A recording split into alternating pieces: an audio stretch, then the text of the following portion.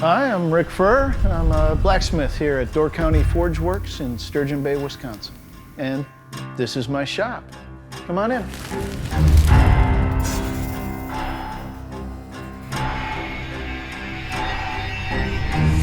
Everything you don't know how to do comes out when you're making that knife. The more time you can take to prepare, the better the knife is going to turn out. If everything's an experiment, then you get an experimental product. Door County Forgeworks is in Sturgeon Bay, Wisconsin. On a simple level, I take metal and I change its shape. But over the past many years, I've been asked mostly to make cutting tools.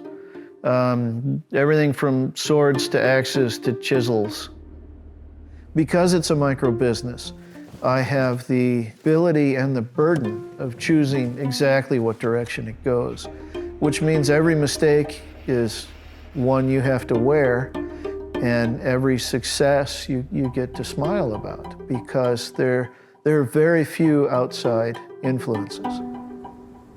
So when you're making a knife, there are a few things that can go horribly wrong. There's always a chance of failure because it depends on you to make it work. It's not an automatic process. No matter what you put into the knife, no matter what can go wrong, the end result is that people only see the finished work. They buy the last 10% and ignore the first 90.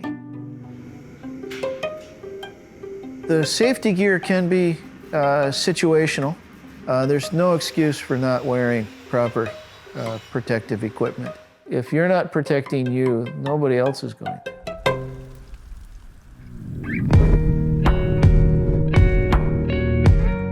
We can make a kitchen knife in about 6 hours if we take our time. So we're working at about 2150, 2200 Fahrenheit. So I would start by cutting the material to size.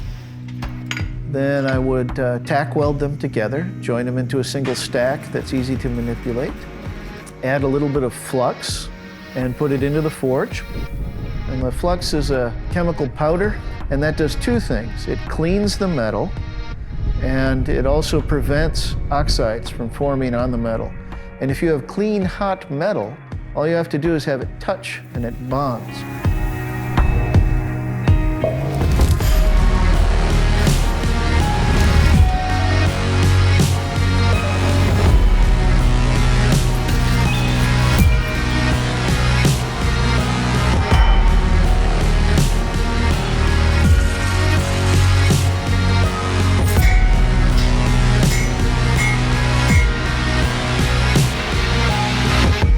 Once you get the rough shape, you would allow it to cool and then grind off what doesn't belong.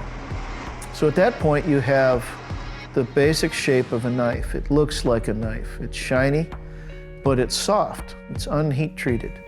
So then we would heat it up to a dull orange and cool it quickly.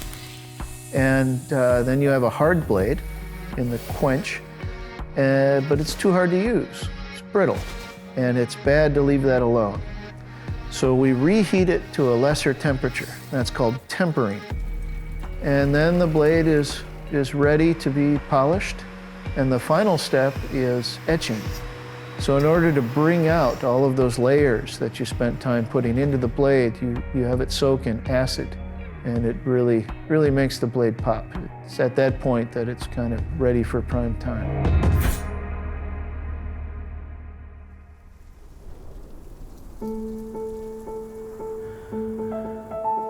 You know, I get a lot of servicemen in here, Army and Marine Corps in particular, and they come and make a knife that they're going to carry through their military career.